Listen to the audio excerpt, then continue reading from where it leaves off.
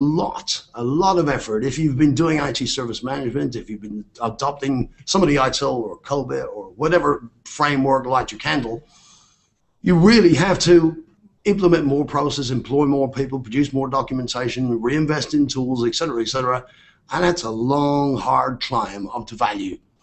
If I'm a business owner, which actually I am, an executive, and my IT function is saying, actually, we'll be truly aligned with the business and delivering according to business outcomes when we get to level 4, I'm sorry, I'm going to have a problem with that because my business thinks I do the IT stuff well now.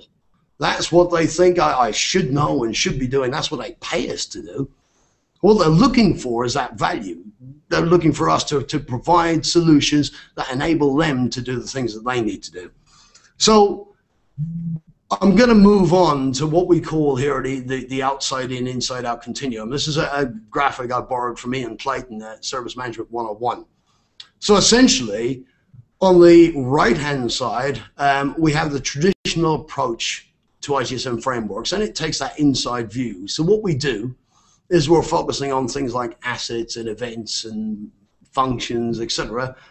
And then we build that up over time. We become more effective at that. And then we go into things like incidents and maturity, et cetera, et cetera. And we look at alignment as we go further. As I mentioned, that's a long, slow, hard climb. So really what we're doing is we're targeting just these parts. And it's a battle. It really is quite hard to add all these processes, to add all the resources, to add all these functions to eventually get the value.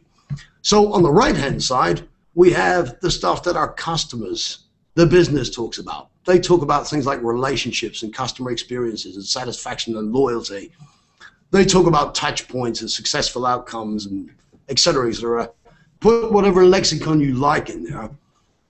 The outside in, inside out continuum suggests really that what we should do is we should push the pause button on our traditional kind of relentless pursuit of process implementation. Just don't stop doing it. It's good stuff. We're not going to throw anything away, but just push pause for a moment. And then walk out that right-hand side, walk out the back door of IT, walk around the building and come back in the front door with the customer. Hold their hand and get them to walk you through some of the stuff that they value, some of the stuff that they're trying to achieve. And as you learn that, go back into your IT function and start engineering or re-engineering your processes so they're focused on those things.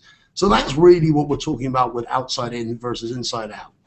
And I think to some extent, as great as some of the guidance is, we often take a different view as a